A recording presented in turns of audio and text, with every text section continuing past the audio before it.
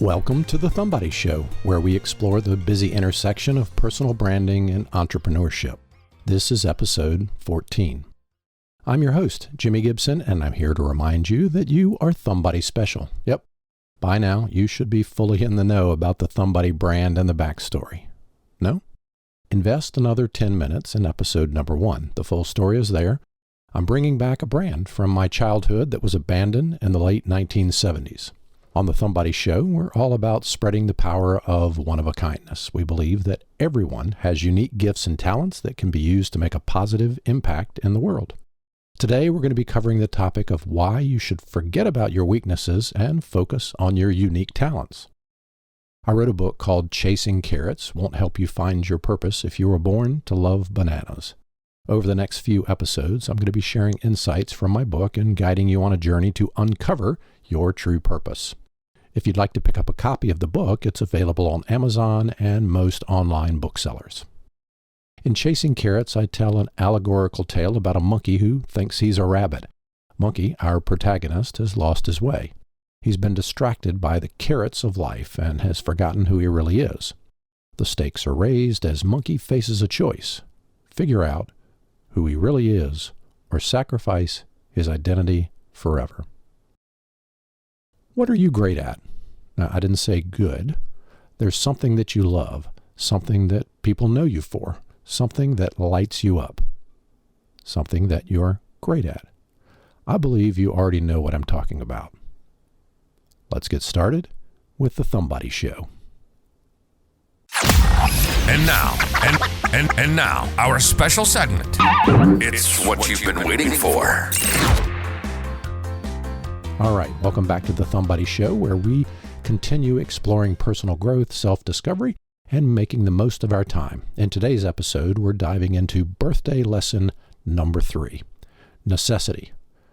We'll discuss how to identify and embrace the essential activities that define us and make us who we are. So, without further ado, let's get started. In our previous episodes, we talked about investing in your name and adjusting your relationship with time. That was episode 12 and episode 13. Now it's time to take a closer look at the activities in your life that seem to make time vanish, those pursuits that you may have ignored for far too long. Let's go back to birthday lesson number 1 in episode 12. What adjectives did you use to describe your name? Maybe you considered yourself a musical person, but you haven't picked up an instrument for years. Or perhaps your excellence lies in planning and organizing events, crunching numbers, or something else entirely. It's important to recognize both the easily labeled skills and the more abstract interests that define you. So what is birthday lesson number 3? Birthday lesson number 3, necessity. Pay attention to where excellence shows up in your life. If this activity were taken away, you wouldn't be you. It's a necessary part of you. The key is to focus on those areas where excellence and persistence are present, where your heart beats just a little bit faster, you're more determined, and that activity stays on your mind even when you're not engaged in it. Others might actually accuse you of being obsessed, but that's simply because this activity is essential to who you are. It is a necessary part of you. Now, I want you to list 3 activities or interests that, if they disappeared from your life tomorrow, that would fundamentally change who you are. Take a moment to think about this, jot some down. If you're driving, just sort of name them out loud, sort of keep a list in your head. Great. Now, you'll probably have to go back and listen to this episode multiple times, but just reference that list. If you jotted it down, if you said them out loud, if you had to eliminate 2 of these activities and keep only 1, which one would best capture the essence of who you are? Now, this often can be an activity that you've been drawn to since childhood. Also, you may notice that your list of 3 activities is interconnected. By focusing on the one that remains, you'll likely be able to still engage with the other 2 in some capacity. Don't worry, this exercise is meant to be thought-provoking and may require revisiting more than once. Once you've identified that one essential activity, think about what makes it so special to you. How can you use that gift to benefit your family, your neighborhood, or even your city? Is this talent particularly well suited for addressing a current issue in the world? Consider why this gift is not only necessary for your identity, but also valuable for those around you. All right, let's get real for a moment here. We all have strengths and weaknesses, right? But here's the thing. Focusing on your unique gifts instead of constantly trying to improve your weaknesses can make a world of difference in your life. Let me explain why. First off, when you're doing something that you're naturally good at and passionate about, you'll be way more motivated and engaged. I mean, who doesn't want to spend time on something they actually enjoy and excel in? That's using positive energy and commitment, folks. It'll show up in your results, whether in your personal life or your career. Now, another advantage of honing your unique talents is that it sets you apart from the crowd. In today's competitive world, having that one-of-a-kind skill can be a game changer. By developing and showing off your strengths, you're building a personal brand that makes you unforgettable and appealing to others. Trust me, it's a win-win situation. And let's not forget about the satisfaction and fulfillment. When you're using your gifts to make a difference in the world, it's much easier to find meaning and purpose in your life. There's nothing quite like that rewarding feeling of knowing you're contributing to something bigger by leveraging your strengths. Oh, and one more thing. When you're thriving in your element, you can inspire others to explore their own talents and passions. It's like a domino effect of positivity in your community and beyond. Remember, as a thumb body, we're all about spreading the power of one-of-a-kindness. So instead of trying to be a jack of all trades and master of none, why not invest more time and energy into nurturing your unique gifts? Not only will this help you stand out and make an impact, but also lead to greater satisfaction and fulfillment in your life. And really, isn't that what it's all about? As we come to the end of this episode, let's reflect on the importance of recognizing and embracing the activities that define us. By understanding and nurturing these essential parts of ourselves, we can lead more fulfilling lives and positively impact those around us. Now, I hope you found the value in birthday lesson number 3, necessity, and it's provided some insight into the activities and interests that make you who you are. Remember, our unique skills and talents are a crucial part of our identity and have the potential to make a real difference, and it's part of your personal brand. So be sure to subscribe to The Thumb Buddy Show on your favorite podcast platform so you don't miss any upcoming episodes. We'd also like to hear your thoughts, questions, feedback. Reach out to us on social media, send us an email. Anyway, thanks for listening, and we'll see you next time on The Thumb Buddy Show.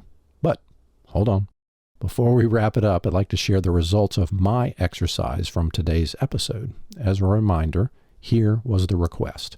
I ask you to list 3 activities or interests that if they disappeared from your life tomorrow would fundamentally change who you are. Take a moment, think about it, jot them down, say them out loud. Let me tell you my 3. My 3, when I thought about it, was number 1, being silly.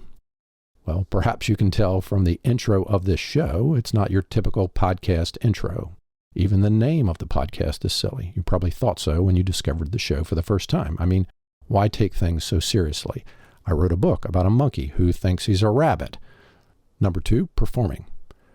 I've enjoyed the spotlight since I was a kid. If there was family around, I was putting on a show of some kind. If my parents had a yard sale, I was selling tickets for 25 cents for a backyard magic show. Magic. That leads me to number 3, magic. I've been obsessed with magic since I was about 4 years old. Seriously. While others were attending sports camp, I was attending magic camp in Long Island. It was actually the same magic camp David Blaine attended. I've produced and performed in shows for theme parks. I've performed at the MGM in Las Vegas. My TEDx talk includes magic. In fact, the title of it is, You Have Magic Power, Use It for Good. I had my own magic theater in Myrtle Beach, South Carolina. I guess it's the lens in which I see the world. Now, the second part of the exercise was as follows. If you had to eliminate 2 of these activities and keep only 1, which one would best capture the essence of who you are? Now, this can often be an activity you've been drawn to since childhood. Yep, that was magic. Also, you might notice that your list of 3 activities is interconnected. So by focusing on the one that remains, you'll likely be able to engage in the other 2 in some capacity. Now, if I consider my list above, I could actually cross off being silly and performing. Why? If I'm left with magic, then I still get to perform. The way in which I perform includes quite a bit of humor and silliness. So take a look at your list. I believe you'll find your top 3 are probably intertwined enough to eliminate 2, and you still get to include them as components of the one that you're left with. Now, in the spirit of my necessity skill, I believe it's time for a magic trick. Prepare to be bamboozled and bewildered and mind blown. It's time for an irresistible magic trick. Hold on to your headphones.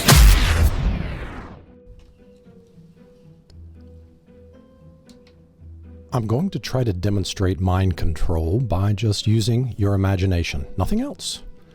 You might think that's impossible, that our imaginations are sacred and always involve free choices, but you'll see that even if you make free choices, your thoughts can be controlled. So first I want you to close your eyes. Obviously, if you're driving, don't close your eyes, but you'll have to think a little bit harder. I want you to concentrate on my voice and form your own mental picture as I'm speaking to you. We're depending on that imagination. Now, imagine yourself in the land of Oz. You know what it looks like. We're standing on the yellow brick road. Over in the distance is the Emerald City. And standing there right next to you are your 3 friends, the Scarecrow, the Tin Man, and the Cowardly Lion. I'm sure you remember them. First, they're all facing you. You tell them to run around in a circle just like a game of musical chairs. They run around and around, chasing each other. Now, I want you to tell them to stop. When they stop, they form a line in front of you, facing you. One of them is on your left, one is in the center, and one is on your right. I want you to imagine that now. Remember, your friends are the Scarecrow, the Tin Man, and the Lion. But because they just mix themselves up, you get to decide who is on your left, who is in the middle, and who is on your right. Now, by left and right, I always mean your left and your right as you're looking at them. So it's a completely free choice, but look at them now carefully and notice where each one is standing. Now listen closely to my instructions. If there is a character standing to the right of the lion, have them leave now. They go back on the yellow brick road and we don't see them again. So maybe one of them just left, I don't know, but of course, maybe there wasn't someone standing to the right of the lion. So if there wasn't anyone standing to the right of the lion, do this instead. Have the friend to the left of the Scarecrow leave and send that friend back on the yellow brick road. Now, if there wasn't anyone standing to the right of the lion or the left of the Scarecrow, just have your friend standing in the middle leave. If you followed those instructions, you've got 2 friends left. Remember which 2 friends are standing still, watching you. Ask them to mix themselves up, again, running around in a circle. Just watch them run around. And now tell them to stop. They stop and they're standing facing you. There's exactly 2 of them. Notice who is standing on your left and who is standing on your right. Listen closely. If the 2 characters facing you are the Scarecrow and the Tin Man, have the one on your left leave. If the lion is one of the characters, have the character to the left of the lion leave. But if there's no character to the left of the lion, just have the character that is standing on your right leave. This means you have exactly 1 friend left. He's standing there facing you. He's smiling. Because your choices decided which friend left and which friend was still with you. And you are lucky. Because the friend you picked is a friend who is loyal and true. In fact, he's known for his courage. It's the Cowardly Lion, isn't it? If you're imagining that you're standing with the Cowardly Lion right now, give yourself a hand. Great. Open your eyes. Everybody out there in Thumbody Land, you should have all picked the lion. You had a completely free choice, didn't you? But Oz is a magical place, and I was able to be part of your imagination. Watch exactly what you were imagining and see who you chose. At least, that's the way I like to imagine it.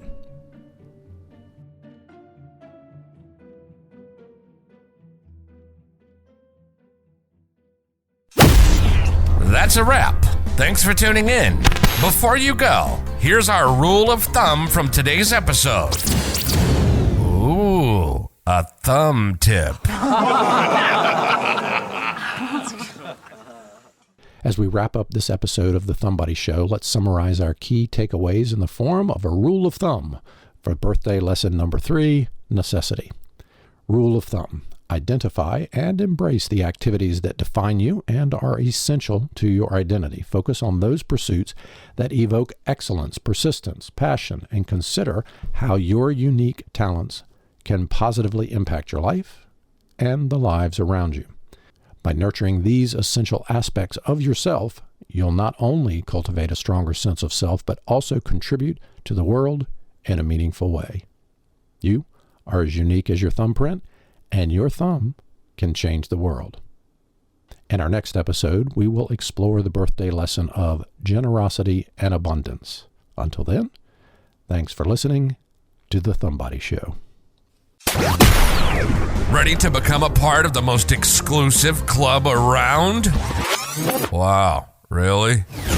The Thumb Buddy Club is where it's at. As a member, you'll get a membership card. Oh yeah.